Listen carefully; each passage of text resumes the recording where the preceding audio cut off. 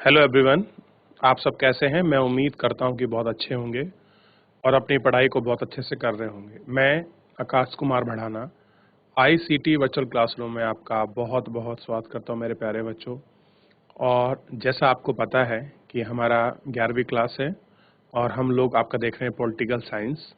Political science में हम लोग पढ़ रहे हैं राजनीतिक सिद्धांत, और राजनीतिक आपके सिद्धांत के अंतर्गत हम लोग बच्चों इसमें आपका देख रहे हैं कि हाँ, क्यों हम आखिर में हम लोग क्यों पढ़ते हैं, हमें क्यों ज़रूरत पड़ी है आपका राजनीतिक सिद्धांतों की।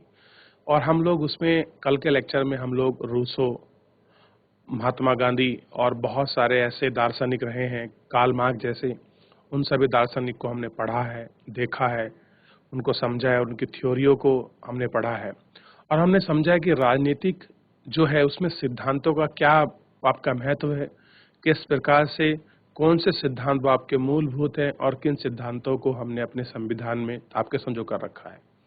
आखिर में हर बार आपकी समानता, स्वतंत्रता और लोकतंत्र का सवाल हर समय क्यों खड़ा दिखाई देता है, इन सारी चीज़ों पर हम लोगों ने कल अपने लेक्चर के अंतर्गत बात की। देखिए बच्चों, मैं उम्मीद करूंगा कि मेरे सभी प्यारे बच्चों ने अपने लेक्चर को प्रॉपर तरीके से रिवीजन किया होगा। और उस रिवीजन के दौरान अगर कोई आपको समस्या आई है, कोई चीज़ आपको समझ नहीं आई है, तो आपके पास ऑप्शंस हैं कि आप लोग लाइव जुड़कर चैट के माध्यम से आप अपना प्रश्न, आप अपना डाउट, जो भी आपकी समस्या है, जो चीज़ आपको समझ नहीं आए, आप हम तक भेज सकते हैं। कोई भी स्कूल का कोई भी बच्चा, अगर कोई चीज़ आपको समझ नहीं आई है तो मैं उम्मीद करूंगा कि अगर किसी बच्चा कोई प्रश्न है आप पूछिए, और अगर नहीं है तो आप अपना प्रश्न को आप क्लास के प्रारंभ में, बीच में और अंतिम में आप पूछ सकते हैं। अभी हम चलते हैं सीधा डिजिटल बोर्ड की तरफ। देखिए, ध्यान दीजिए, अभी हम लोग जो हैं बच्चों, आज का जो हमारा लेक्चर होगा हम उसको अपना यहाँ से प्रारंभ करेंगे, ठीक है। लेकिन उसको प्रारंभ करने से पहले एक बार हम लोग वापस जाएंगे और थोड़ी हम चैप्टर की पृष्ठभूमिका को देखेंगे। देखिए, हम लोग जो बात कर रहे थे, राजनीतिक सिद्धांत था, एक परिचय हम लोग आपका देख रहे थे, और राजनीतिक सिद्धांत के अंतर्गत हम लोग इसी में हैं। सबसे पहले आपको याद होगा कि जब हम लोग ये व्यवस्था देख रहे थे, राजनीतिक सिद्धांत में हम क्या पढ़ते हैं, इसी के साथ हम लोगों ने अपने चैप्टर में जो था आपका प्रारंभ किया था कि हम लोग क्या पढ़ते हैं राजनीतिक सिद्धांत में, इसी को लेकर हम लोग आपका चल रहे थे। बहुत सारी चीज़ों को पढ़ा, बहुत सारे विचारों को पढ़ा, और हम लोग स्वराज का जो अर्थ है आपका महात्मा गांधी के शब्दों में, उसको भी हम लोग आपका समझ रहे थे कि स्वराज क्या है।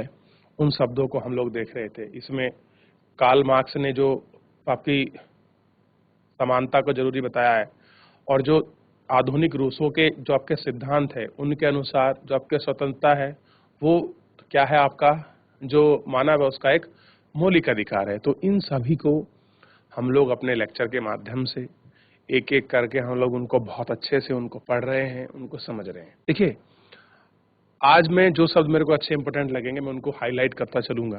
पहले मैं मार्क करता था, अब मैं हाईलाइट करूंगा ताकि आप उन सारे शब्दों पर ध्यान दें। अब देखिए, फिर हमने इसी में बात की थी कि जो अंबेडकर थे वो किस प्रकार से एक विशेष आपके संरक्षण की बात कर रहे थे, ठीक। और हमने छुआछूत जो था, अछूत का जो आपका निषेध है, इसको हमने देखा, और ये सिद्धांतों को हमने देखा कि ये किस तरह से महात्मा गांधी के नीति निर्देश तत्व के अंतर्गत इनको शामिल किया गया है। इन सब चीजों को देखा, और हमने स्वतंत्रता, समानता, न्याय और लोकतंत्र के साथ आपका धर्मनिरपेक्ष जैसी अवधारणाओं के बारे में हमने स्पष्ट रूप से पढ़ा, ठीक है। इतना आपको पता होना चाहिए, और इन सब चीजों को पढ़ते हुए हम लोग आगे बढ़ गए थे। अब हम यहाँ से देखेंगे, हालांकि हमारे संविधान में स्वतंत्रता की गारंटी दी गई है। बच्चों, क्या दिया गया है? जो हमारा संविधान है उसमें एक सिक्योरिटी है, एक गारंटी दी गई है। किसकी? हमारे संविधान में। किसकी बच्चों? स्वतंत्रता की आपकी गारंटी है कि आपको स्वतंत्रता के लिए बिल्कुल भी होनी होना, आपको स्वतंत्र है, इसकी गारंटी देते हैं हम लोग। फिर भी हम हर दम नई व्याख्याओं का सामना करना पड़ता है। फिर भी हम क्या करते हैं कि नई नई जो व्याख्या है स्वतंत्रता की, उनका हमको सामना करना पड़ता है। यह एक तरह से खेलने जैसा है। जैसे हम शतरंज या क्रिकेट खेलते हैं तो हम सीखते हैं कि उसके नियमों की व्याख्या कैसे करनी चाहिए। इस प्रक्रिया में हम खेल के ही नए और व्यापक अर्थ खोज लेते हैं। ठीक उसी प्रकार नई परिस्थितियों के में मद्देनजर संविधान में दिए गए मौलिक अधिकार की निरंतर पुनर्व्याख्या की जा रही है। इसकी एक वानगी है कि आजीविका के अधिकार। ध्यान दीजिए किसकी बात कर रहे हैं हम लोग बच्चों, बहुत इंपॉर्टेंट है। आजीविका के अधिकार को जीवन के अधिकार में शामिल करने के लिए ध्यान दीजिए कि जो आजीविका का अधिकार है वो क्या है बच्चों, जो आपका जीवन है उस आपके जीवन का जो अधिकार है उसमें हम लोग क्या कर रहे हैं, शामिल करने के लिए अदालतों द्वारा उनकी पुनर्व्याख्या की गई है। यानी कि अगर उनको कोई एक्सप्लेन कर रहा है दोबारा से तो ये कर रहा है आपका कोर्ट। कोर्ट क्या कर रहा है, उनको दोबारा से एक्सप्लेन कर रहा है। और ठीक है, सूचना के अधिकार की गारंटी एक कानून द्वारा दी गई है। देखिए, राइट टू इंफॉर्मेशन, सूचना का अधिकार, आपको ज्ञात होगा कि सूचना का अधिकार वर्ष 2005 में आया है। ध्यान दीजिए बच्चों, कब आया है सूचना का अधिकार, वर्ष 2005 के अंतर्गत ये एक कानून के रूप में बना है। और आज की तारीख में एक मौलिक अधिकार है कि आपको किसी भी चीज की जानकारी लेनी है, उसका हक है। देश के अंदर कोई भी घटना घटित हो रही है उसकी जानकारी प्राप्त करने का हक है। समाज बार बार नई चुनौतियों का सामना करता है, इस क्रम में नई व्याख्या पैदा होती हैं। समय के साथ साथ संविधान में दिए गए मौलिक अधिकारों में संशोधन भी हुए हैं और इनका विस्तार भी। यद्यपि न्यायिक व्याख्या और सरकारी नीतियां नई समस्याओं का सामना करने के लिए बन गई हैं। कह रहे कि जो भी आपकी न्यायिक जो आपकी व्याख्या है, अगर आप इन न्यायिक व्याख्या को देखेंगे तो जो आपका सरकार की जो आपकी नई नीतियां हैं वो उनको सामना करने के लिए आपके बन गई हैं।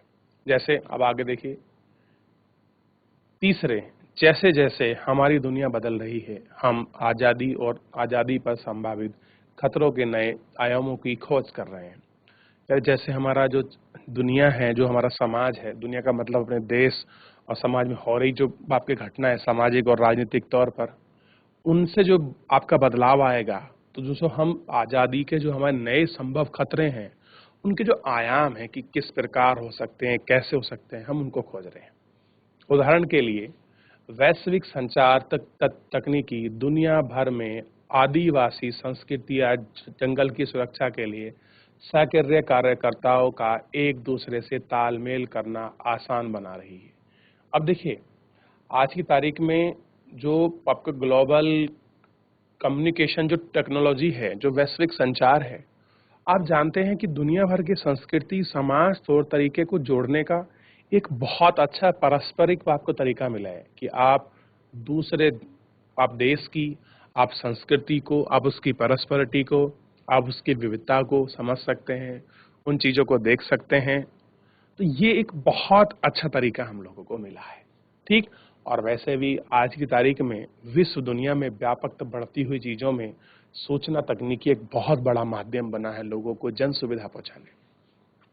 हाँ देखिए, मैं आपको पढ़ा रहा हूँ तो ये भी एक सूचना आपकी तकनीकी का, संचार तकनीकी का एक मीडियम है, एक माध्यम है कि मैं आपको वर्चुअल के माध्यम से पढ़ा रहा हूँ, आप अपने स्कूल में बैठे पढ़ रहे हैं।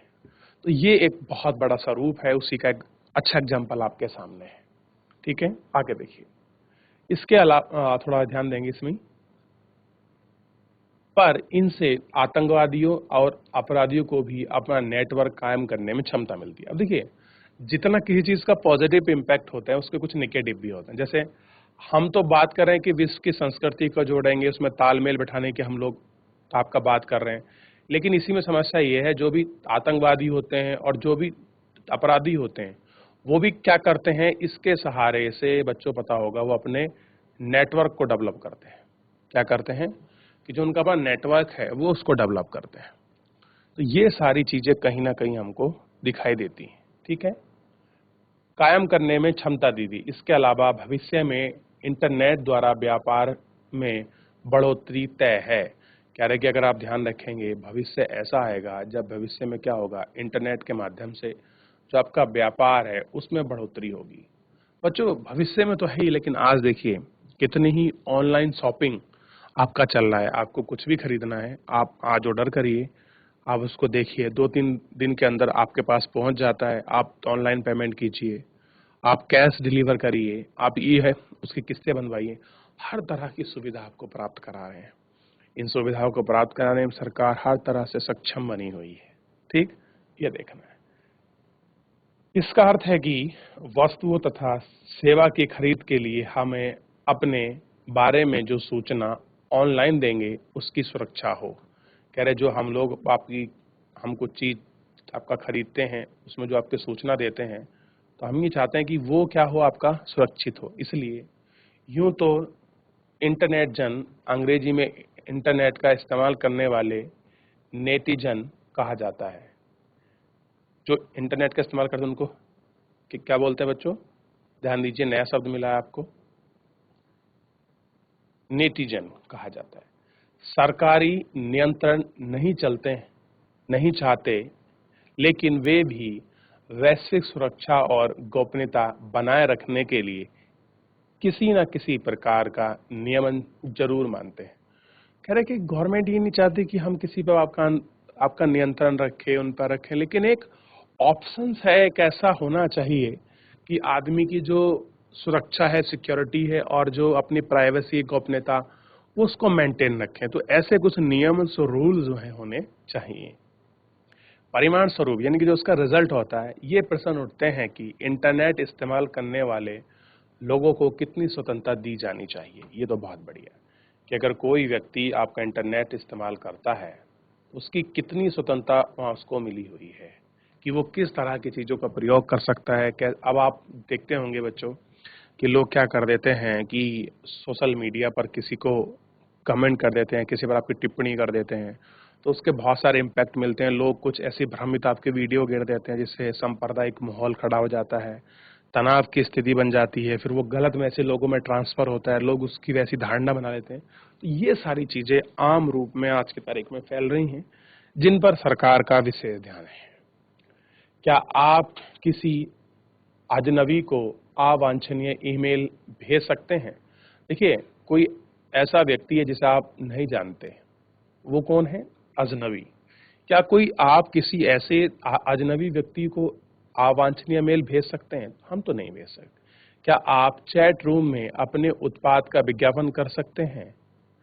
कह रहे जो आपका चैट रूम है, उस चैट रूम में क्या कर सकते हैं? जो आपका विज्ञापन है, आप उसको कर सकते हैं।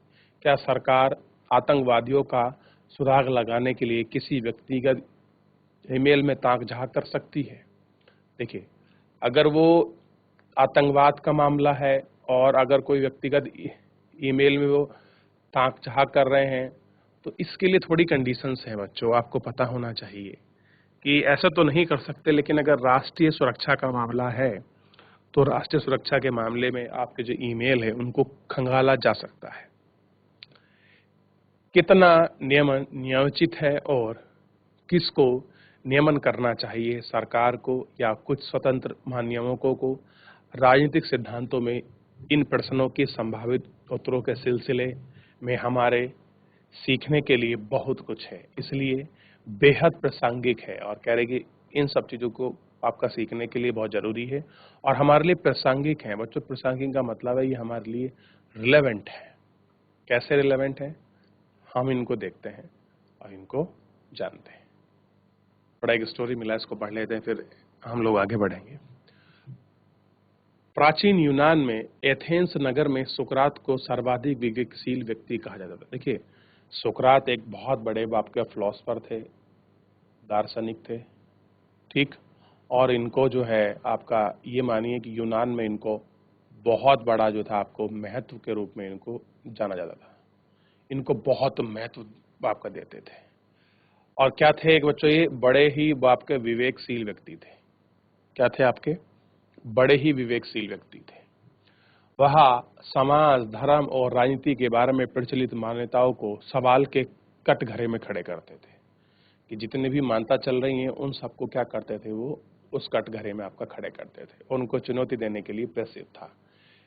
इसके लिए उसे एथेंस के शासक द्वारा मृत्युदंड दिया गया है।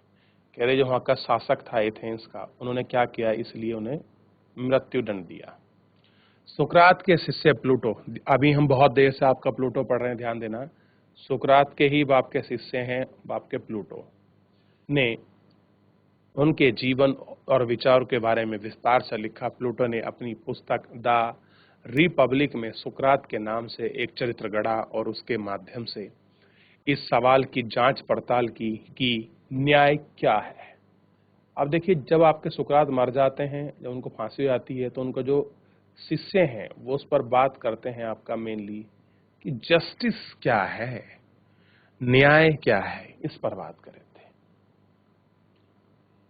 यह पुस्तक सुकरात और सेल्फस के बीच एक संवाद से प्रारंभ होती है। इस संवाद में सेफलस और उसके मित्र समझाने लगते हैं कि न्याय की उनकी दृष्टि अपर्याप्त है और उसे स्वीकार नहीं किया जा सकता। सुकरात के तरीके में महत्वपूर्ण बात यह थी कि दृष्टिकोण में निहित सीमाओं और असंगतियों को उजागर करने के लिए तर्क बुद्धि का प्रयोग करता था। बच्चों किसका करता था? तर्क बुद्धि का वो आपका प्रयोग करता था। उसके विपक्षी आखिरकार स्वीकार करते हैं कि उसके वे विचार जिनमें वे जीते हैं वे चलने वाले नहीं हैं, और वो कहते हैं कि जो विचार वो लेकर चले हैं वो आपके जीने वाले नहीं। आइए इसमें हम बात करते हैं, नई यूनिट इसमें आपका शुरू हो गई। तो राजनीतिक सिद्धांत को व्यवहार में उतारना। ये जो आपके राजनीतिक सिद्धांत हैं, इन हम सिद्धांतों को कैसे व्यवहार में आपका उतार सकते हैं, इन पर हम लोग आपकी बात करने वाले हैं, ठीक है। और इनको हम लोग आपका देखेंगे कि कैसे हम लोग इनको इसमें उतार सकते हैं और क्या इनका व्यवहारिक पक्ष है। इस पक्ष को हम लोग आपका अवश्य देखेंगे। तो इन पक्षों की हम लोग बात करेंगे और इनको आपका जानेंगे। देखिए, इस पाठ्य पुस्तक में हमने स्वयं को राजनीतिक सिद्धांत के सिर्फ एक पहलू तक सीमित रखा है। जैसे कौन कौन से पहलुओं, ध्यान दीजिए। स्वतंत्रता, समानता, नागरिकता, न्याय, विकास, राष्ट्रवाद और धर्मनिरपेक्षता जैसे सुपरिचित राजनीतिक विचार की उत्पत्ति, अर्थ और महत्व के बारे में हमने अध्ययन किया है। जब हम किसी मुद्दे पर बहस या तर्क वितर्क आरंभ करते हैं तो हमसे अक्सर पूछा जाता है कि इसका अर्थ क्या है। देखिए, जब हम कोई चीज प्रारंभ करते हैं तो ये जाहिर सी बात है कि हम उसका मीनिंग हमको पता होना चाहिए। यह कैसे महत्वपूर्ण है, ये दो प्रश्न तो बहुत रिलेवेंट है। राजनीतिक सिद्धांतकारों ने बताया है कि आजादी या समानता क्या है। इसकी विविध परिभाषाएं प्रस्तुत की हैं। गणित के विपरीत यह त्रिभुजा या वर्ग सिर्फ एक परिभाषा होती है। राजनीतिक सिद्धांत में हम समानता, आजादी या न्याय की अनेक परिभाषा से रूबरू हैं। अब कह रहे हैं कि चाहे गणित हो या अब आपका त्रिभुज हो या वर्ग है, आप कह देंगे भैया इनकी तो एक ही परिभाषा है। लेकिन राजनीतिक आपके सिद्धांत में जो आपकी समानता है और जो आपकी आजादी और न्याय है, इनकी क्या है बच्चों? इनकी बहुत अनेक आपकी परिभाषाएं हैं। अलग अलग आपकी इनकी परिभाषाएं हैं और उन परिभाषाओं से आप रूबरू होंगे, उन परिभाषाओं को आप देखेंगे। तो ये सारी चीजें हैं बच्चों, जो अगर आप इनको पढ़ते हैं, इनको देखते हैं, इनको जानते हैं, तो कुछ चीजें आपको बहुत अलग से हटकर मिलेंगी, आपको सीखने का मौका मिलेगा। क्या है? देखिए, ऐसा इसलिए है क्योंकि सामान्यतः जैसे शब्दों का सरोकार किसी वस्तु के बजाय अन्य मनुष्य के हाथ हमारे संबंधों से होता है, वस्तु के विपरीत मनुष्य समानता जैसे मुद्दों पर अपनी राय रखते हैं और इन मतों को समझने और इनसे तालमेल रखने की जरूरत होती है। ऐसा करने की दिशा में हम कैसे बढ़ सकते हैं? चलिए हम विभिन्न जगहों से समानता से संबंधित सामान्य अनुभव से शुरू हो। अपने गौर किया होगा कि लोग अक्सर सरकारी कार्यालय, डॉक्टर में प्रतीक्षालय या दुकानों की कतार में तोड़कर आगे बढ़ जाते हैं। कई बार ऐसा करने वालों को पंक्ति में पीछे जाने के लिए कहा जाता है तो हमें खुशी होती है। देखिए, बड़ा व्यवहारिक रूप लिखा है। जब कहीं आप कहीं आपका लाइन में खड़े हो तो लाइन में जब आप लोग खड़े होते हैं तो बड़ा व्यवहारिक रूप में ये सब चीज़ें होती हैं। जैसे मैं एक आपको एक्सपीरियंस बताता हूँ अपना, बहुत छोटा बच्चों। मैं अभी कुछ दिन पहले मैं अपना रिजर्वेशन के लिए गया, तो मैं जो स्टेशन होता है, फॉर्म फिल किया और मैं अपने ट्रेन के लिए अप्लाई कर रहा था कि मेरे को रिजर्वेशन चाहिए स्लीपर का। तो जैसे हम लोग वहाँ आपका एंट्री किए तो वहाँ लाइन लगी हुई थी, तो 10-11वां मेरा नंबर था। और अचानक क्या हुआ, एक लड़का आया कि मुझे बस आपका पूछना है, और पूछने चक्कर में उसने अपनी एंट्री कर दी। तो जो मुझसे आगे शख्स था, उसने उनको टोक दिया। उन्होंने कहा, देखिए ऐसा ना करिए कि हम लोग क्या पागल हैं जो बहुत देर से आपके लाइन में लगे, चलिए पीछे लगिए। क्योंकि लाइन बहुत लंबी थी, लड़का अपनी होशियारी दिखा रहा था और वो पीछे लगा। तो ये जब उन्होंने ये बोला कि मेरे को खुशी हुई कि चलो यार हमारा नंबर आने वाला। तो ये सारी व्यवहारिक चीजें हम लोगों को अपने लाइफ में बहुत कॉमन रूप में देखने के लिए मिलती हैं। कई बार वे आगे निकल जाते हैं और हम ठग सा महसूस करते हैं। और कभी ऐसा हो गया, मान लीजिए कि वो लोग क्या हो जाए कि चलो तब किसी ने नहीं टोका और उनका काम हो गया, तो हम ऐसा लगता है अगर हम तो पागल ही खड़े हैं, ठग से गए हैं। तो ऐसा कुछ हम महसूस करते हैं। और अगर ऐसा हो जाए तो हम फिर खुशी भी कि वो तो वहीं उसको डांट दिया गया और पीछे चला गया। हम इसका विरोध करते हैं क्योंकि हम जिनके लिए भुगतान करते हैं उन पर समानताओं और सुविधाओं को पाने का समान अवसर होना चाहते हैं। बिल्कुल, क्या है कि सारी आपके समानता है, सारे सुविधाओं को आपके पाने का समान अधिकार है। ऐसा नहीं कोई वो आपका विशेष है कि सीधा आएंगे वो आपके लाइन में लग जाएंगे। लेकिन हाँ, महिला और पुरुषों की लाइन अलग हो सकती है बस। इसलिए जब हम अपने अनुभव पर ध्यान देते हैं, हम समझते हैं कि समानताओं का अर्थ सभी के लिए समान अवसर होता है। फिर भी अगर वृद्धों और विकलांगों के लिए अलग काउंटर होते हैं, तो हम समझते हैं कि उनके साथ साथ विशेष प्रताप नियोजित है। देखिए, ऐसा होता है कि जो आपके वृद्ध लोग होते हैं, भाई उनके लिए अलग काउंटर लगता है। जो आपके विकलांग होते हैं उनके लिए क्या होता है, अलग काउंटर लगता है। लेकिन हम दिन प्रतिदिन यह भी देखते हैं कि बहुत से गरीब लोग दुकान या चिकित्सा के पास इसलिए नहीं जा सकते क्योंकि उनके पास सामान या सुविधा की कीमत चुकाने के लिए रुपए नहीं होते। क्या नहीं होते बच्चों? उनके पास पैसे नहीं होते। इनमें से कुछ लोग दैनिक मजदूर होते हैं जो घंटों पत्थर काटते, ईंट पाटते हैं। अगर हम संवेदन हैं तो महसूस करते हैं। अगर हम क्या करें, अगर हम लोग संवेदनशील हैं तो हम इन सब चीजों को आपका महसूस करते हैं,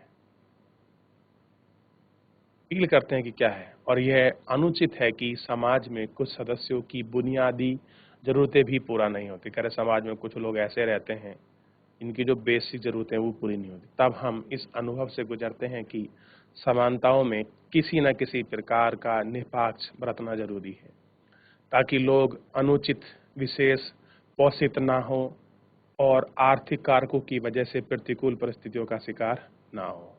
मान लीजिए आपका किसी व्यक्ति के पास आपका पैसा नहीं है और वो इसलिए दवाई नहीं खरीद पा रहा है, तो ये चीज ना हो, वो शोषित ना हो, हमको देखना है। और सरकार को भी कुछ इस प्रकार की ही आपकी व्यवस्था करनी है ताकि वो सब लोग इसमें आपके आ सकें। इस तथ्य पर गौर करें कि बहुत से बच्चे स्कूल नहीं जा पाते क्योंकि अपना पेट भरने के लिए उन्हें काम करना पड़ता है। देखिए, तो बड़ा व्यवहारिक है कि हाँ, कितने बच्चे ऐसे होते हैं जो स्कूल नहीं जाते और अपना पेट भरने के लिए, अपने परिवार की जरूरतों को पूरा करने के लिए उसमें रच बस जाते हैं। इस तरह अधिक संख्या लड़कियों को स्कूल से इसलिए हटा लिया जाता है कि माँ बाप के काम पर जाने के दौरान वह उन्हें छोटे बहन भाइयों की देखभाल करनी पड़ती है। क्यों हट जाती है स्कूल से? क्योंकि उनके माँ बाप उनको हटा देते हैं कि अगर हम लोग काम पर जाएंगे तो काम पर जाने के दौरान जो उनके छोटे भाई बहन होगा उसकी देखभाल कौन करेगा। ठीक है। हालांकि भारतीय संविधान में सभी को प्राथमिक शिक्षा पाने के अधिकार की गारंटी, ध्यान दीजिए, क्या भारत में सभी को प्राथमिक शिक्षा अधिकार पाने की क्या है, गारंटी देता है। आपको ध्यान होगा 6 से 14 साल के बच्चों को निःशुल्क अनिवार्य शिक्षा 86वां संविधान संशोधन इसी बात के तहत है। लेकिन यह अधिकार मात्र औपचारिक बनकर रह गया। कैसा रह गया? औपचारिक, यानी कि नाम का है, ऑफिशियल है, बस बनकर रह गया।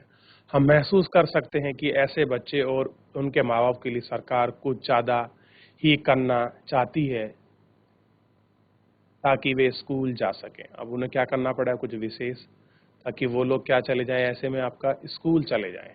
अगर कुछ विशेष करेगी तो ही ऐसा हो सकता है कि बच्चे स्कूल चले जाएं।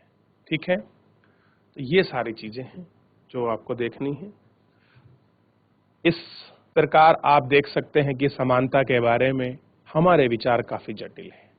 जब हम पंक्तिबद्ध होते हैं या खेल के मैदान में होते हैं, समान अवसर चाहते हैं। जब हम किसी अक्षमता के शिकार होते हैं तो हम चाहते हैं कि कुछ विशेष प्रावधान किए जाएं, लेकिन हम बुनियादी जरूरतें भी पूरा नहीं कर पाते, तब समान अवसर मिलना ही पर्याप्त नहीं। हम स्कूल में जाने या संसाधन, रोजगार, अच्छा वेतन, रियायती अस्पताल आदि में समुचित बंटवारा जैसे आगामी उपाय से सहायता पाने में सामर्थ्य बन जाना चाहते हैं। इसलिए इसका अर्थ यह हुआ कि निष्पक्षता को सुनिश्चित करने के लिए किसी एजेंसी को जिम्मेवार बनाना जरूरी है। अब हमें क्या करना पड़ेगा, एक ऐसी निष्पक्ष एजेंसी को सुनिश्चित करना पड़ेगा जो यह देखे कि कौन इसके लिए जिम्मेवार है, क्या चीजें हैं। अगर हम ऐसा कर पाए तो सारी चीजें हैं। ठीक, ये सब आपका जरूरी है। इस प्रकार हमारे पास समानता की अनेक परिभाषा होने की वजह यह है कि समानता के अर्थ प्रासंगिक पर निर्भर करता है कि अब समानता जो बताएंगे कैसा रिलेवेंट है, प्रासंगिक है, उसी आधार पर हम लोग आपका डिपेंड करते हैं। हमने इसके उस अर्थ से शुरुआत की है जो स्वयं हमारे लिए या फिर उनसे विस्तृत गरीब, बुजुर्ग आदि बाकी लोगों के लिए किया गया। हमने अर्थ की कई परतें खोली हैं, पर हम पूर्ण रूप से समझे बगैर राजनीतिक सिद्धांत गढ़ रहे हैं। यानी कि हमने चीजों को बाहर को देखा नहीं है, लेकिन बाप का देखे बगैर हम क्या कर रहे हैं, जो भी हमारे राजनीतिक सिद्धांत हैं, हम उन सिद्धांतों को आपका देखे बिना उनको गढ़ रहे हैं।